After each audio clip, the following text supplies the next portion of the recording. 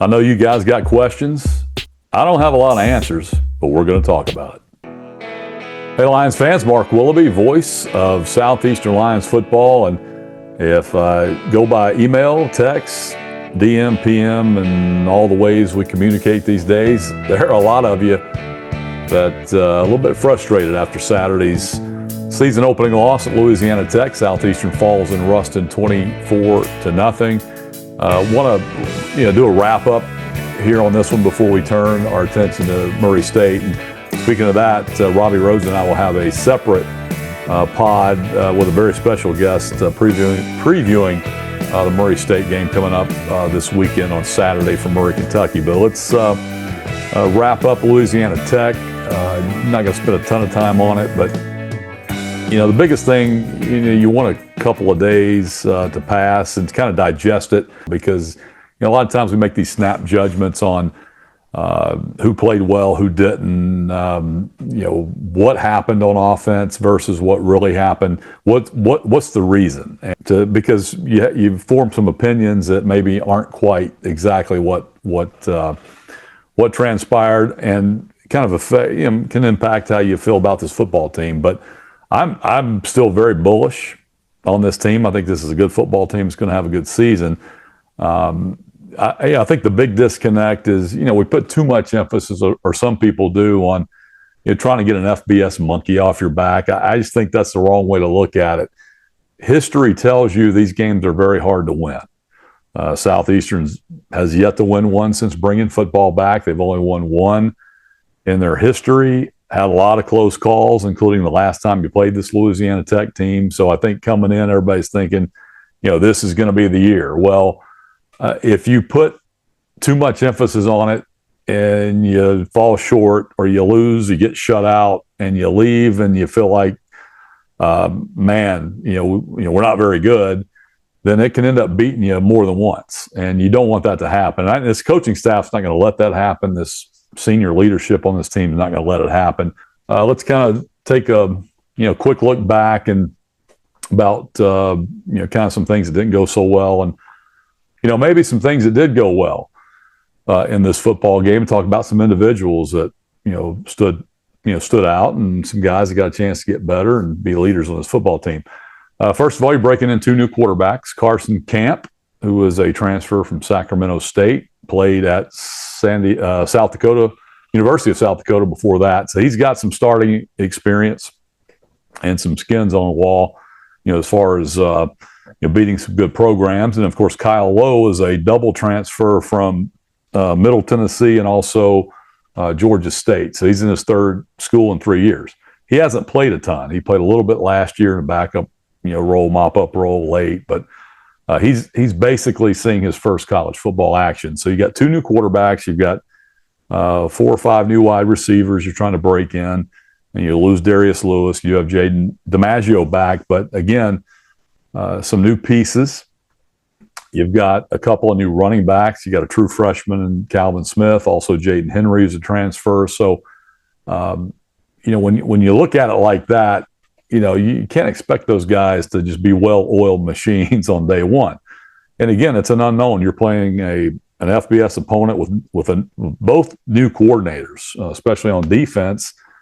You just don't know what you're going to see. Now, they're basing out of the same style of defense that they ran last year, but they do things a lot differently, and threw a lot of different looks at us, and it causes some confusion.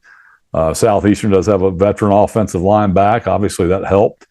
But again, there's a lot of unknowns when you go into a game like this. And of course, offensively, they bring back an old face and Tony Franklin, offensive coordinator. So you don't know what you're going to see there as well. So you're flying blind, and both teams are in the same boat. But, Southeastern has more stability.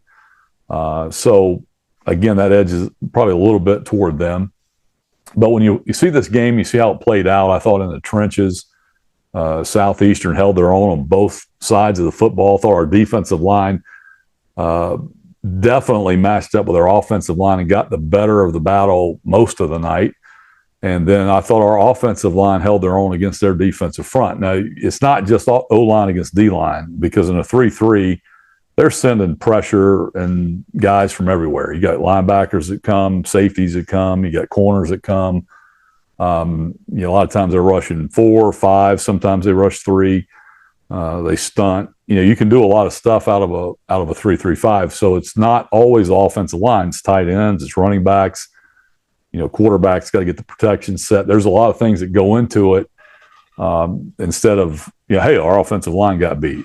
That not necessarily the case. So I think when you go back and watch the tape, I think the offensive line played a lot better on second look than you thought originally. Now, having said that, in the running game on early downs, we got to do a better job there. And again, I think a lot of that is some confusion.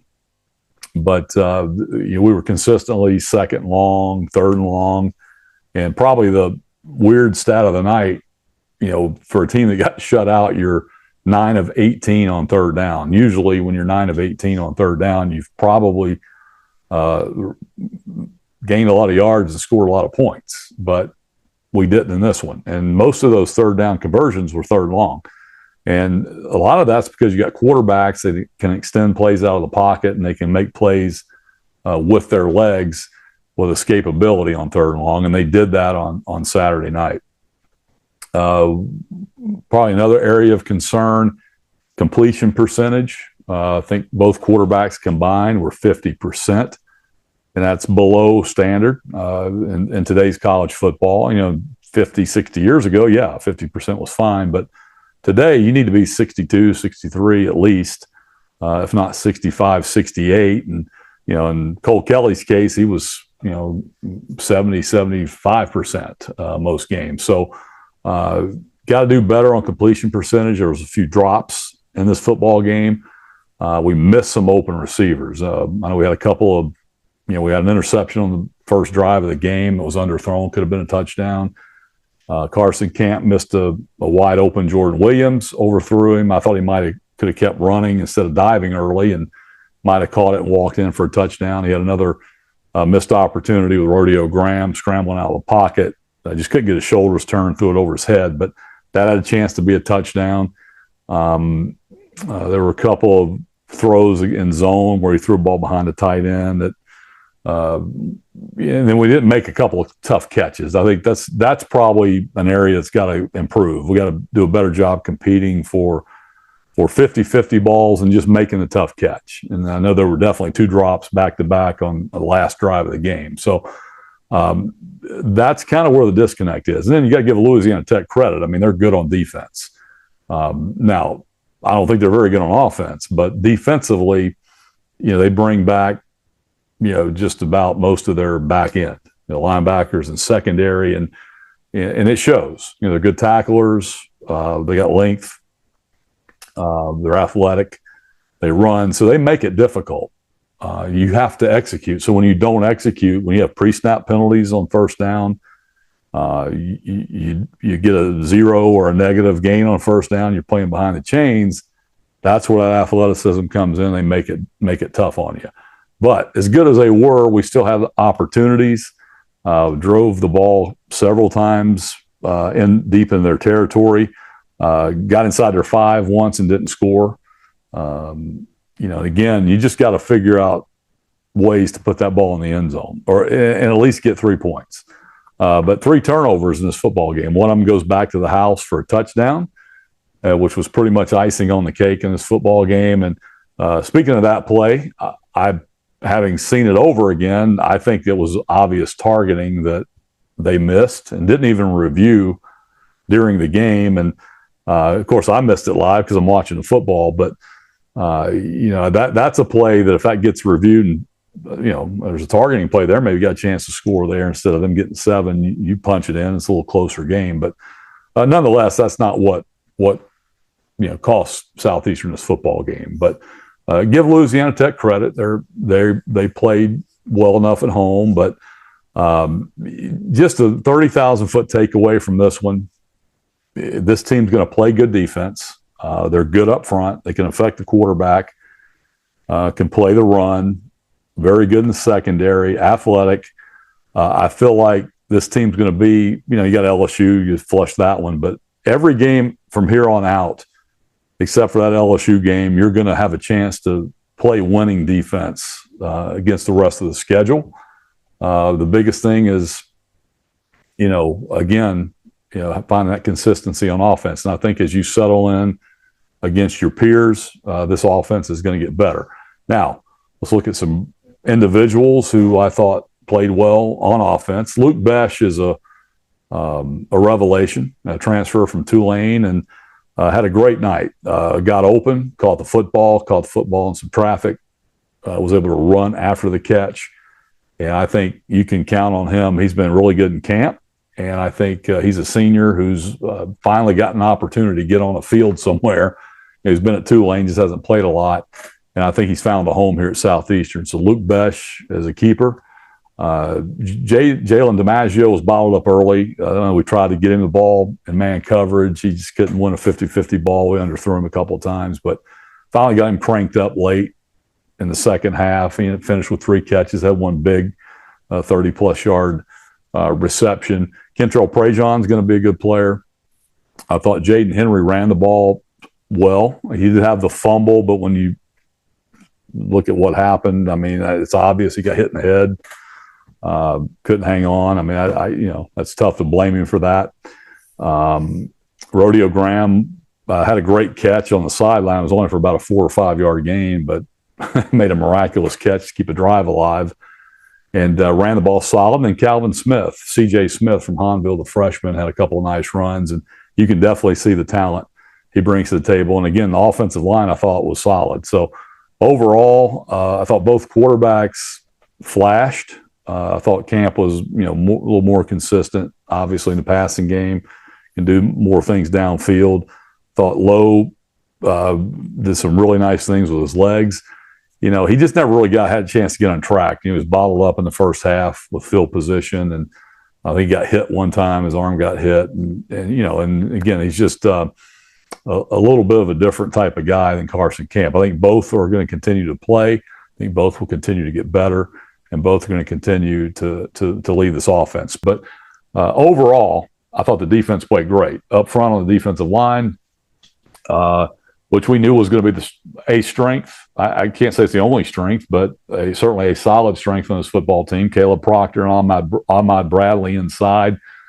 Ahmad maybe played his best game as a Lion, controlled the inside and pushed the pocket. Of course, Caleb Proctor got double-teamed all night, so he was more of a factor than he was statistically. That's usually the case with him.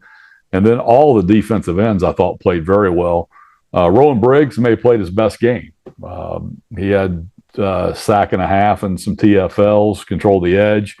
Josh Randall lived in the backfield. I mean, he's a rocket. I mean, he blew by their left tackle a couple of times, and I think they missed a TFL for him in the stats, but he was outstanding. And I thought on the other side, Max Eltman came in and played well. Khalid Moore played well. He was all over the place, played sideline to sideline, had a PBU.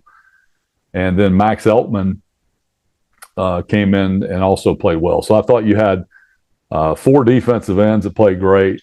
Peyton Anderson played well. Gabe Whittington got his first action as a Lion, rotated inside. Your linebackers, KK Reno, Jordan Okoye, Justin Dumas.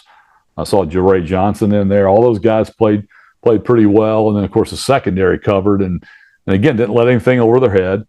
And just a bunch of veterans that run, they tackle. And this is going to be a really good Southeastern defense. I think we can be very confident of that. Special teams has got to play better because they can. That was probably the disappointing part of the night. We didn't punt well. Didn't return. I think we let some balls go overhead in the return game. The punt return game, we didn't cover kicks. And we had an offsides penalty, which maybe led to them, instead of them starting on a 25, they started around midfield for the first drive of the second half. That was kind of a turning point as well. So special teams has got to play better. And I know they will because it's a lot of the same guys. And Ross Jenkins will button that up. So that's pretty much it for this ball game. again, 24-0, ordinarily against an FBS team, we'll take it. But I feel like this team and this fan base expect more. And I think they're going to get more. I think this team's going to play better. And you can go back to 2022 when you started off 0-2 against UL Lafayette and Florida Atlantic. You didn't play well in either one of those games, and you rebounded and made the playoffs. And then last year, Tulane and Southern Miss, 52-0 and 35-10. That 35-10 Southern Miss game felt a lot like this one. And you still rebounded and finished 7-5 and 6 points away from 9-3 and making another trip to the playoffs. So, flush it. Don't worry about it. This coaching staff's been there before. They'll get this team off the mat, and they're going to have a great rest of 2025.